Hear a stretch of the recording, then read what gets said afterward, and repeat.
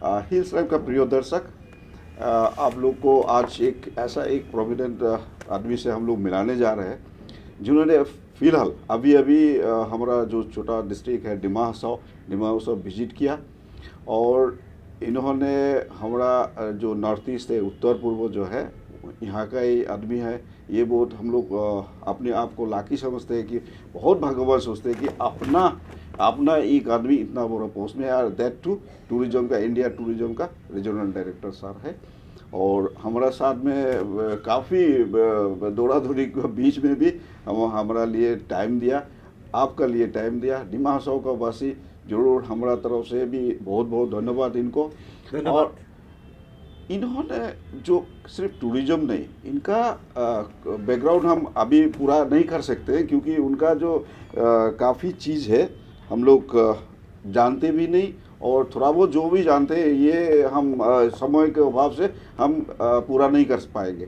तो अभी अभी हम लोग खाली जानने की कोशिश करेंगे जो डिमा हसाओ का जो उनका शॉर्ट एक विजिट था, उनमें डिमा हसाओ में क्या क्या मिला और उनका क्या सपना है डिमा हसाओ जगह को लिए, डिमा हसाओ जैसे जगह के लिए टूरिज्म पोटेंशियल जो भी है वहाँ पे आप वो क्या क्या कर सकते हैं सर जी? सबसे पहले आपको तो मैंने बहुत ही धन्यवाद देता हूँ कि आपने डिमा हसाओ जैसे जगह से उठ के आपने आए, आपने मेरा राय जानने के लिए उत्सुक है। इसके बाद ये जो इंटरव्यू आप सबको आप दिखाना चाहते हैं for the sake of the promotion of Dima Hasao, तो इसके लिए ये आपका जो एक इनिशिएटिव है, इस इनिशिएटिव को मैं बहुत ही कदर करता हूँ, मैं इसको धन्यवाद देता हूँ। तो जहाँ पे डिमा हसाओ का डेवलपमेंट का बात है, आई मीन टूरिज़्म डेवलपमेंट का बात है, तो ये तो हम बोले या ना बोले सबको मालूम है कि टूरिज़्म पोटेंशियल्स डिमा हसाओ में इतने ज़्यादा है कि मैं कहाँ से शुरू करूँ, कहाँ से ख़त्म करूँ, इसके बारे में मैं तो कोई बोल ही नहीं सकते क्योंकि so beautiful, magnificent, you know, I mean Dima Hasao इतना सुंदर है। मैं तो जब गए थे, जाने के बाद मैं पूरा की पूरा ओवरवेल्म्ड हो गया था इनका ब्यूटी, इसका चार्म, इसका जो नेचुरल जो रिसोर्सेस है, लाजवाब है, लाजवाब है सर।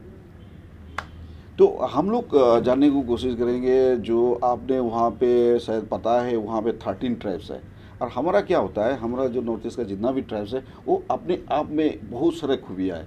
आप यदि कल्चरली देखेंगे, लैंग्वेज देखेंगे, लेकिन इसी बीच में इतना सारा ट्राइब्स, नॉन ट्राइब्स मिल के एक छोटा सा डिमा हसाओ डिस्ट्रिक्ट में, उसका जहाँ पे 5000 स्क्वायर किलोमीटर भी नहीं है उनका जो एरिया है, और पॉपुलेशन भी बहुत कम है, उसी बीच में भगवान ने इतना सारा सामान दिया हुआ है। तो इसको आप जैसे अभी इंडिया टूरिज्म सब ऊपर में है, उसका बाद आ जाता है आसाम टूरिज्म, देन हमारा एक काउंसिल हो जाता है। तो ये 3 स्टेप्स है, तो इसको आप कैसे वो काम करेंगे? ना, ये स्टेप का बात नहीं है, ये शायद कहीं पे कुछ आम लोगों में ये धारणा हो गया 3 स्टेप का, 3 स्टेजेस है, 3 स्टेप्स है, एक के बाद उतर के अतिक्रम करके दूसरा स्टेज में कैसे जाए, ऐसा कोई बात नहीं है। Because all agencies are actually inter related to each other, चाहे प्राइवेट काउंसिल के बारे में बोलिए या स्टेट गवर्नमेंट के बारे में बोलिए या गवर्नमेंट ऑफ इंडिया के बारे में बोलिए, कि हम लोग हर कोई, इवन आप भी जैसे इस क्षेत्र का टूरिज़्म को आगे बढ़ाने कैसे क्या क्या कदम उठाया जा सकते, इसके बारे में सब कोई सोच रहे, भाव नया नया प्लान, नया नया दिशा लेके आ रहे। तो ये कोई स्टेज का बात नहीं है, कोई डिफरेंशिएट का बात नहीं है, इसको जो आगे बढ़ाना है, हम लोग सब मिल के बैठ के अच्छा से प्लान बना के डिमा हसाओ को आगे बढ़ाएंगे, इसको डेवलपमेंट के लिए और काम करना पड़ेगा। अच्छा। सब मिलकर। सब मिलके। तो हिल साहब के प्रिय दोस्तों, आपने सुना है सर जी ने कितना सुंदर से बताया कि हमारा डिस्ट्रिक्ट को यदि आगे बढ़ाना है और टूरिज्म सेक्टर में जाना है तो सब मिलके, सभी को साथ मिलके, सभी को साथ लेके आगे जाना है। तो सर जी हम लोग और जानने के लिए, अब ये जो डिस्ट्रिक्ट देखने के बाद में आपको इतना खुश हुआ, इतना अच्छा लगा, तो आप आपका कोई नया प्लान या पर्टिकुलरली ये डिमा हसाओ जो छोटा डिस्ट्रिक्ट है, और सच बोलने से तो असम में एक ही हिल डिस्ट्रिक्ट है, तो उसको आप कैसे रंग देने जा रहे हैं, व कैसे आप सोच रहे हैं अभी फिलहाल, आपका कोई प्लान है क्या?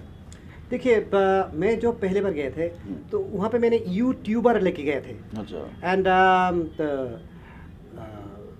मैं नया क्या चीज़ बताऊँ कि सब कुछ तो आजकल न्यू डेवलपमेंट हो रहे हैं।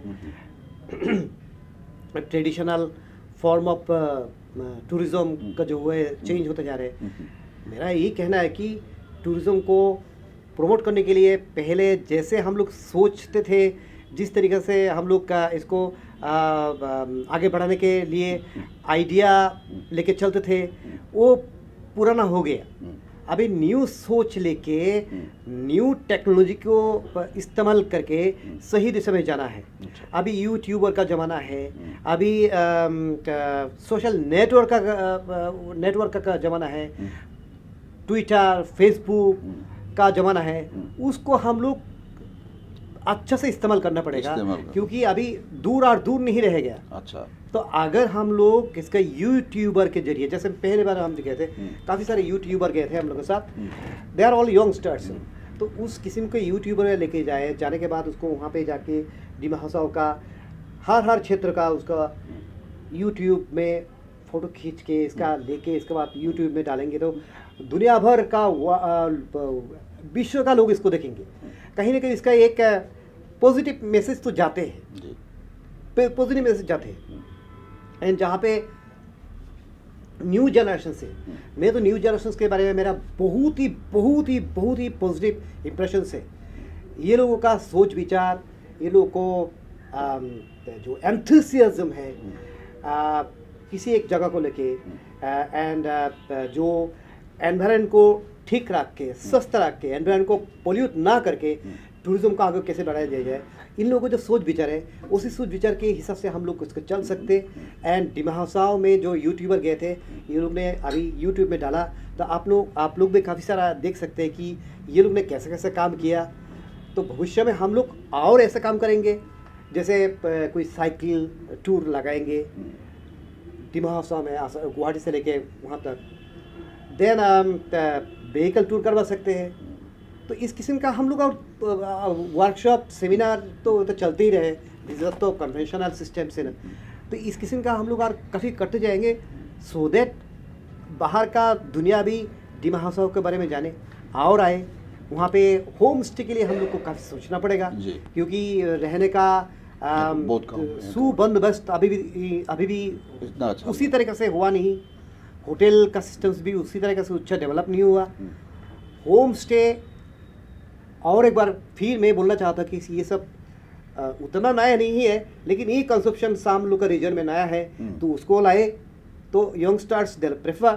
क्योंकि होटल में रहने से होटल तो होना चाहिए, लेकिन फिर भी होटल में रहने से आपको चार दीवारी में वही सेम चीज़ आपने मुंबई में, कलकत्ता में या गुवाहाटी में या डिमा हसाओ में अच्छा कोई होटल में रहेंगे तो कल्चर एक ही रहेगा। चार दीवारी, टेलीविज़न, मिनी फ्रीज, आपका सारी उपलब्धियाँ सब आपको रहेगा।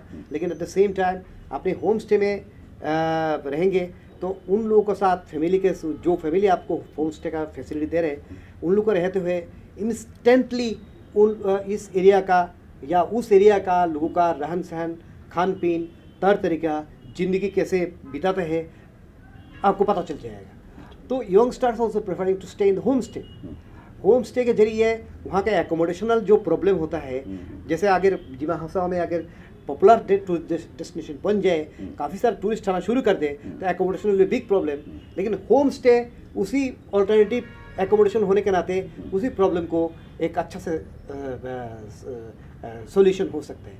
तो होम स्टे पर हम लोग भी काफ़ी सोच रहे हैं अच्छा। एंड आने वाला दिन में हो सकता है कि मैं होम स्टे पर भी वहाँ पे Support। वर्कशॉप करेंगे वहाँ पे। अच्छा जी। एंड वहाँ का जो लोकल लोग हैं उनको हम लोग एनकरेज करेंगे, आ जाओ तुम सामने बढ़ो, अगर तुम्हारा पास लेटेबल 1 रूम है वहाँ मिनिमम एंड 6 रूम मैक्सिमम, तो आ जाओ, हम लोग से अप्रूवल ले लो। इसका तो मैंने यही बोलना चाहते हैं, तालियां आपने एक हाथ में नहीं बजा सकते, तालियां आपको दोनों हाथ में बजाना चाहिए। हर चीज़ अपने सरकार से की उम्मीद करते हैं, आप लोग तो है ही आप लोगों को मदद करने के लिए, but at the same time मैं ये भी बोलना चाहता हूँ कि वहाँ का जो लोकल लोग हैं, जो लोग टूरिज़्म से जुड़े हुए हैं, स्टेक होल्डर्स है, होटेलियर से, टूर ऑपरेटर से, ट्रैवल एजेंट से, उन लोगों को भी कुछ एक्टिविटीज़ भी होना चाहिए। ये लोग को आगे भी बढ़ कुछ जाना है। जिम्मेदारी है कि कुछ इनिशिएटिव उठाए। जो लोग गाइडिंग में इंटरेस्टेड है उन लोग को भी थोड़ा सा ट्रेनिंग दिलवाए, क्या बोलना है क्या नहीं बोलना है, किस एरिया को कैसे डेवलप करवाना है, एरिया को डेवलप करने के लिए क्या क्या प्रोडक्ट्स आपको स्ट्रेंथ है वो दिखाना चाहिए। तो उसी पर सबको ध्यान देना पड़ेगा। And yes, in future we also be organising workshop on guide training courses. अच्छा, हॉस्पिटैलिटी में जो ऑटो ड्राइवर्स है, क्योंकि हमारा तो CBSP capacity building for service provider. हाँ। तो वही बात बोल रहे हैं, सिर्फ हम लोग के जरिए नहीं, आप लोग करिए तो we are also helping. Right। And हाँ, लोकल मीडिया का भी बहुत बड़ा इंपॉर्टेंट रोल प्ले करना पड़ता है, क्योंकि लोकल मीडिया अगर ठीक से अपना एरिया को हाईलाइट करे instead of showing the bomb blast, terrorist movement etcetera, सिर्फ ये सब चीज़ नहीं है। हम लोग का नॉर्थ ईस्ट में जटिंगा में अच्छा जो चीज़ है वो भी लोकल मीडिया दिखाइए। आप लोकल मीडिया आप उन लोग को दिखाइए तो दुनिया भर पूरा विश्व में एक अच्छा से एक पॉजिटिव पिक्चर जाएगा वहाँ पे। अच्छा, हम लोग अभी थोड़ा सा दूसरा बात करेंगे, उनका जो बैकग्राउंड में थोड़ा सा एक चीज़ लेंगे, वो साहित्य। उनका एक साहित्य चर्चा में बहुत रुचि रखते हैं। तो हम लोग का हिल्स लाइफ का दर्शक, हम लोग आप जानते हैं हमारा काफ़ी सारा डायलेक्ट्स है, लैंग्वेजेस है, और काफ़ी सारा भीतर में साहित्य चर्चा होते हैं, जब भी इतना खास एक्सपोजर नहीं है। तो सर जी आप बताइए, हम लोग साहित्य चर्चा में कैसे आगे बढ़े? देखिए, बात है अपना लैंग्वेज में जो ऑफ कोर्स कमर्शियल ऑर्गेनाइजेशंस तो अपना एक माध्यम है, अपना एक सिस्टम से उन लोग ने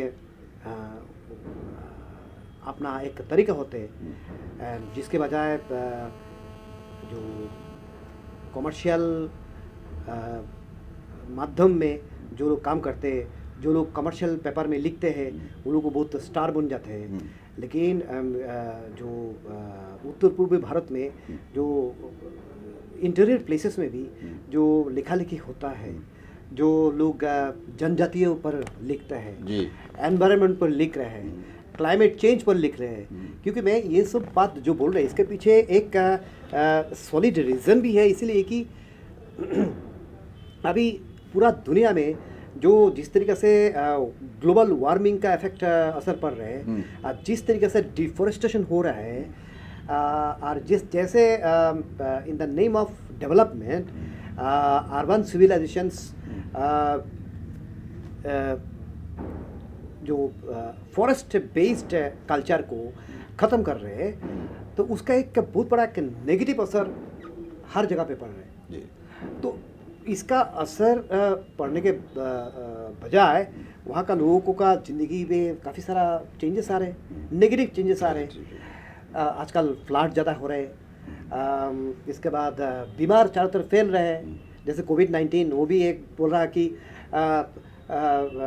रैम्पेंट इनडिस्क्रिमिनेटली जो वाइल्ड जो एनिमल्स को खाने के बजाय, खास करके जो ये बोलते हैं, क्या बोलते हैं इसको, एक किसी ने पेंगोलिन को खाने के बजाय, अब किसी एक टाइम में तो पेंगोलिन नॉर्थ ईस्ट का हर जगह पे देखा ही पड़ता था, आजकल देखा ही नहीं पड़ते थे। एंड हम लोग फोर फादर्स जो क्या क्या खाना है वो एक हम लोग को एक ट्रेडिशन बना दिया था जी। हम लोग उस ट्रेडिशन को ब्रेक करके बाहर जा रहे, इनडिस्क्रिमिनेटली सामने जो आ रहे वही खा रहे हैं, तो ये तो एक का नेगेटिव असर पड़ेगा ही। तो कोविड-19 भी तो there is a controversy but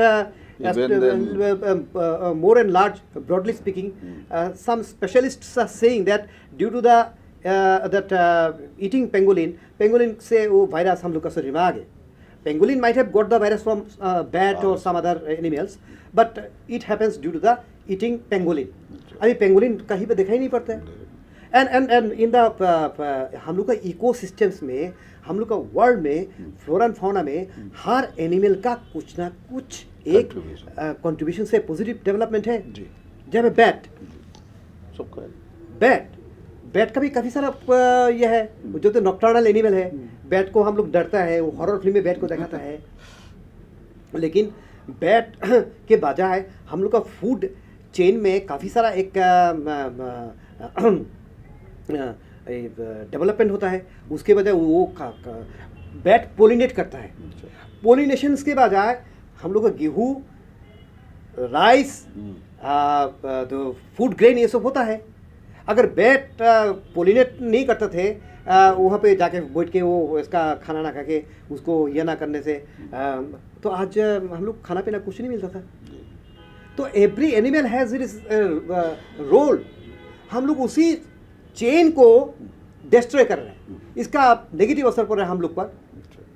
तो जो लोग ये सब पर लिख रहे हैं इंटीरियर प्लेस में बैठ के, जैसे दिमाग हंसा में अगर कोई लेखक कवि, अगर कोई कवि ने ये बोलते हैं कि अचानक क्यों इतना गर्मी हो गया मेरा हिल स्टेशन, वो अपना दुख के बारे में लिखते हैं. क्यों बोलते हैं कि 10 साल 5 साल 15 साल पहले जो देखता था वो नहीं देख रहे.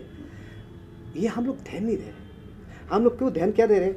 जो बिग मेट्रो से जो सो कॉल्ड फेमस पोएट कुछ लिख रहे हैं वो भी अपना host devoid of any kind of real world, some romantic love. मेरे रोमांटिसिज्म पीछे मेरा कोई ऑब्जेक्शन नहीं है.